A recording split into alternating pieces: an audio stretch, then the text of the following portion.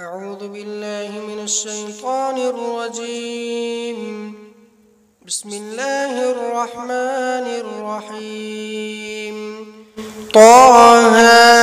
ما أنزلنا عليك القرآن لتشقى إلا تذكرة لمن يخشى تنزيلا ممن خلق الأرض والسماوات العلى الرحمن على العرش استوى له ما في السماوات وما في الأرض وما بينهما وما تحت الثرى وإن تجهر بالقول فإنه يعلم السر وأخفى الله لا إله إلا هو له الأسماء الحسنى وهل أتاك حديث موسى إذ رأى نارا فقال لأهلهم كثوا إني آنست نارا لعلي آتيكم منها بقبس أو أجد على النار هدى فلما أتاها نودي يا موسى إني أنا ربك فاخلع نعليك إنك بالواد المقدس طوى وأنا اخترتك فاستمع لما يوحى إنني أنا الله لا إله إلا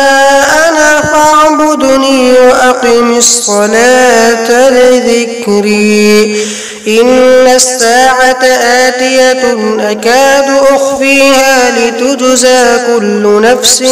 بما تسعى فلا يصدنك عنها من لا يؤمن بها واتبع هواه فتردى وما تلك بيمينك يا موسى قال هي عصاي أتوكأ عليها وأهش بها على غنمي ولي فيها مآرب أخرى قال ألقها يا موسى فألقاها فإذا هي حية تسعى قال خذها ولا تخف سنعيدها سيرتها الأولى واضمم يدك إلى جناحك تخرج بيضاء من غير سوء آية أخرى لنريك من آياتنا الكبرى اذهب إلى فرعون إنه طغى قال رب اشرح لي صدري ويسر لي أمري واحلل عقدة من لساني يفقه قولي واجعل لي وزيرا من أهلي هارون أخي اشدد به أزري وأشركه في أمري كي نسبحك كثيرا ونذكرك كثيرا إنك كنت بنا بصيرا قال قد أوتيت سؤلك يا موسى ولقد مننا عليك مرة أخرى إذ أوحينا إلى أمك ما يوحى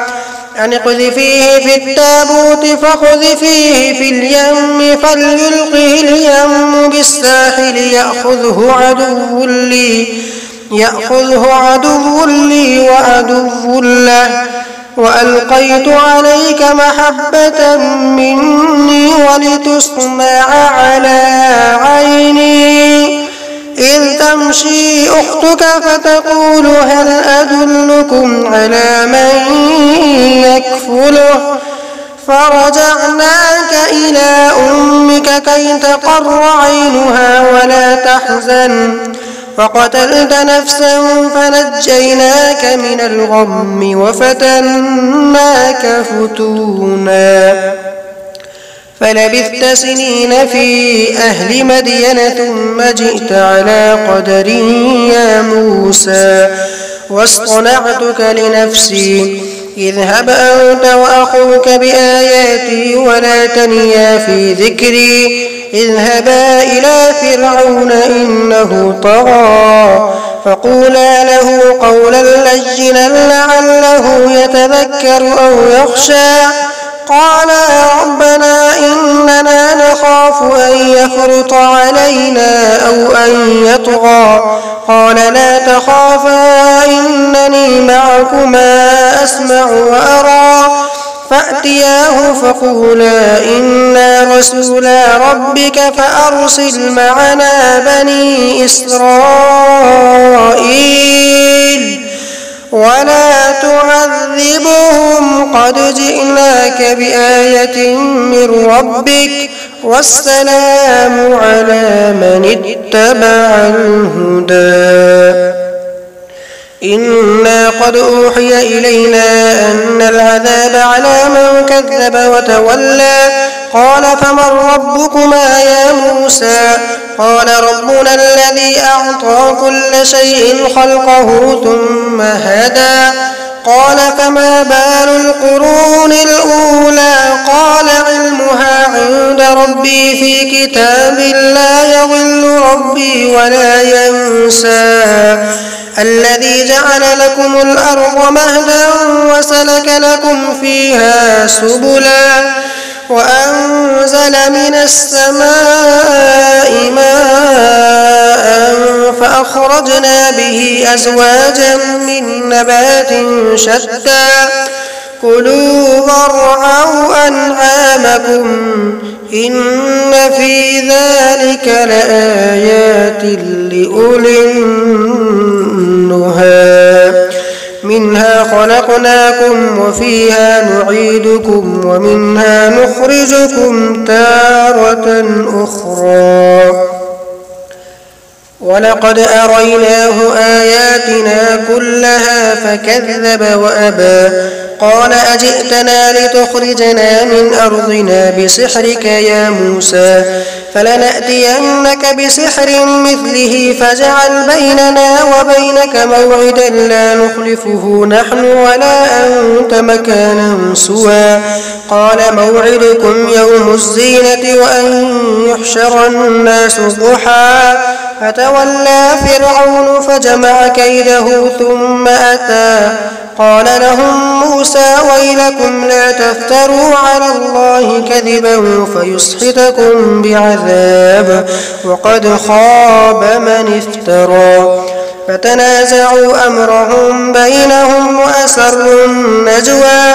قالوا إن هذان لساحران يريدان أن يخرجاكم من أرضكم بسحرهما ويذهبا بطريقتكم المثلى فأجمعوا كيدكم ثم أتوا صفا وقد أفلح اليوم من استعلى قالوا يا موسى إما أن تلقي وإما أن نكون أول من ألقى قال بل ألقوا فإذا حبالهم وعصيهم يخيل إليه من سحرهم أنها تسعى فأوجس في نفسه خيفة موسى قلنا لا تخف إنك أنت الأعلى وألق ما في يمينك تلقف ما صنعوا إنما صنعوا كيد ساحر ولا يفلح الساحر حيث أتى فألقي السحرة سجدا قالوا آمنا برب هارون وموسى قال آمنتم له قبل أن آذن لكم إنه لكبيركم الذي علمكم السحر فلأقطعن أيديكم وأرجلكم من خلاف ولأصلبنكم في جذوع النخل ولتعلمن أينا أشد عذابا وأبقى قالوا لن نؤثرك على ما جاءنا من البينات والذي فطرنا فاقض ما أنت قاض إنما تقضي هذه الحياة الدنيا إنا آمنا بربنا ليغفر لنا خطايانا وما أكرهتنا عليه من السحر والله خير وأبقى إنه من يأت ربه مجرما فإن له جهنم لا يموت فيها ولا يحيا ومن يأته مؤمنا قد عمل الصالحات فأولئك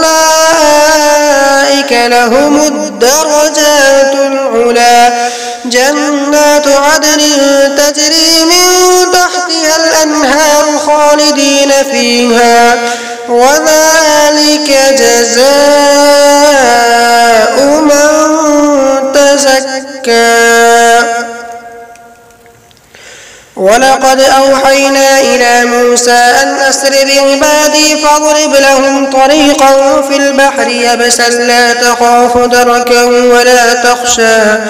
فأتبعهم فرعون بجنوده فغشيهم من اليم ما غشيهم وأضل فرعون قومه وما هدى. يا بني إسرائيل قد أنجيناكم من عدوكم وواعدناكم جانب الطور الأيمن ونزلنا عليكم المن والسلوى كلوا من طيبات ما رزقناكم ولا تطغوا فيه فيحل عليكم غضبي ومن يحلل عليه غضبي فقد هوى وإني لغفار لمن تاب وآمن وعمل صالحا ثم اهتدى. وما أعجلك عن قومك يا موسى قال هم أولئك على أثري وعجلت إليك رب لترضى قال فإنا قد فتنا قومك من بعدك وأضلهم السامري. فرجع موسى إلى قومه غضبان أسفا قال يا قوم ألم يعدكم ربكم وعدا حسنا أفطال عليكم العهد أم أردتم أن يحل عليكم غضب من ربكم فأخلفتم موعدي قالوا ما أخلفنا موعدك بملكنا ولكننا حملنا أوزارا من زينة القوم فقذفناها فكذلك ألقى السامري فأخرج لهم عجلا جسدا له خوار فقالوا هذا إلهكم وإله موسى فنسي أفلا يرون ألا يرجع إليهم قولا ولا يملك لهم ضرا ولا نفعا. ولقد قال لهم هارون من قبل يا قوم إنما فتنتم به وإن ربكم الرحمن فاتبعوني وأطيعوا أمري قالوا لن نبرح عليه عاكفين حتى يرجع إلينا موسى قال يا هارون ما منعك إذ رأيتهم ضلوا ألا تتبعن أفعصيت أمري قال يا ابن أم لا تأخذ بلحيتي ولا برأسي إني خشيت أن تقول فرقت بين بني إسرائيل ولم ترقب قولي قال فما خطبك يا سامري قال بصرت بما لم يبصروا به فقبضت قبضة من أثر الرسول فنبذتها وكذلك سولت لي نفسي قال فاذهب فإن لك في الحياة أن تقول لا مساس وإن لك موعدا لن تخلفه وانظر إلى إلهك الذي ظلت عليه عاكفا لنحرقنه ثم لننسفنه في اليم نسفا إنما إلهكم الله الذي لا إله إلا هو وسع كل شيء علما كذلك نقص عليك من أنباء ما قد سبق وقد آتيناك من لدنا ذكرا من أعرض عنه فإنه يحمل يوم القيامة وزرا خالدين فيه وساء لهم يوم القيامة حملا يوم ينفخ في الصور ونحشر المجرمين يومئذ زرقا يتخافتون بينهم إن لبثتم إلا عشرا نحن أعلم بما يقولون إذ يقول أمثلهم طريقة إن لبثتم إلا يوما ويسألونك عن الجبال فقل ينسفها ربي نسفا فيذرها قاعا صفصفا لا ترى فيها عوجا ولا أمتا يومئذ يتبعون الداعي لا عوج له وخشعت الأصوات للرحمن فلا تسمع إلا همسا يومئذ لا تنفع الشفاعة إلا من أذن له الرحمن ورضي له قولا يعلم ما بين أيديهم وما خلفهم ولا يحيطون به علما وعنت الوجوه للحي القيوم وقد خاب من حمل ظلما ومن يعمل من الصالحات وهو مؤمن فلا يخاف ظلما ولا هضما وكذلك أنزلناه قرآنا عربيا وصرفنا فيه من الوعيد لعلهم يتقون أو يحدث لهم ذكرا فتعالى الله الملك الحق ولا تعجل بالقرآن من قبل أن يقضى إليك وحيه وقل رب زدني علما ولقد عهدنا إلى آدم من قبل فنسي ولم نجد له عزما وإذ قلنا للملائكة اسجدوا لآدم فسجدوا إلا إبليس أبى فقلنا يا آدم إن هذا عدو لك ولزوجك فلا يخرجنكما من الجنة فتشقى إن لك ألا تجوع فيها ولا تعرى وأنك لا تظمأ فيها ولا تضحى فوسوس إليه الشيطان قال يا آدم هل أدلك على شجرة الخلد وملك لا يبلى فأكلا منها فبدت لهما سوآتهما وطفقا يخصفان عليهما من ورق الجنة وعصى آدم ربه فغوى ثم اجتباه ربه فتاب عليه وهدى قال اهبطا منها جميعا بعضكم لبعض عدو فإما يأتينكم مني هدى فمن اتبع هداي فلا يضل ولا يشقى ومن أعرض عن ذكري فإن له معيشة ضنكا ونحشره يوم القيامة أعمى قال رب لم حشرتني أعمى وقد كنت بصيرا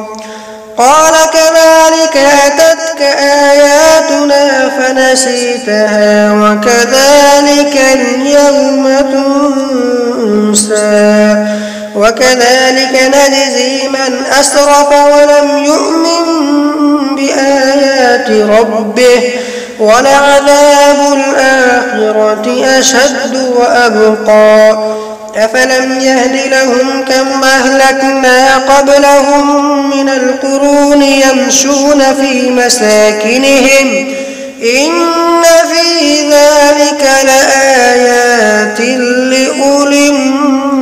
النهى ولولا كلمة سبقت من ربك لكان لزاما وأجل مسمى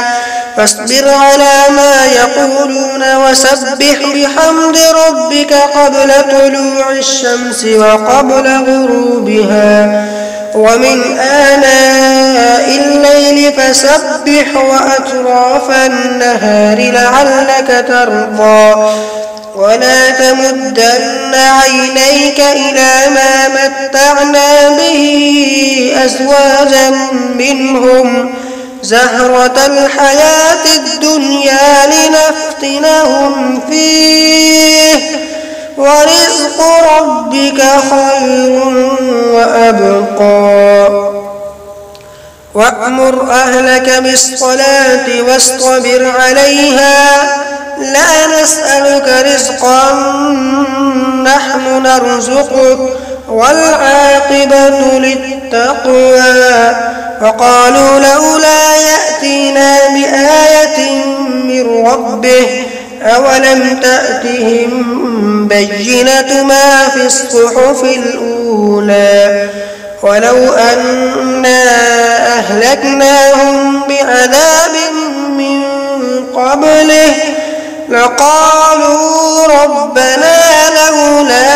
أرسلت إلينا رسولا فنتبع آياتك من قبل أن نذل ونخزى قل كل متربص